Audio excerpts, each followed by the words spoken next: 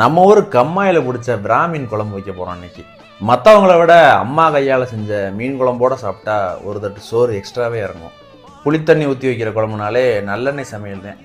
வெந்தயம், சோம்பு, கருவேப்பில்லை, நறுக்கின சின்ன வெங்காயம், தக்காளி, கீரின பச்சை மிளகாய் எல்லாத்தையும் ஒன்று பின்னாடி ஒன்று கொட்டி வதக்க ஆரம்பிச்சிடுவாங்க.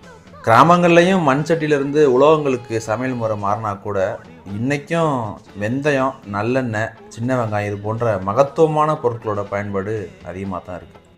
மிக்சியில் லைட்டாக சுற்றின பூண்டை போட்டு வதக்கிட்டு அம்மா கையால் அரைச்ச குழம்பு மிளகாய் தூளோட தனி மிளகாய்த்தூள் கொஞ்சம், மல்லித்தூள் கொஞ்சம் போட்டு வதக்க ஆரம்பிச்சிட்டாங்க.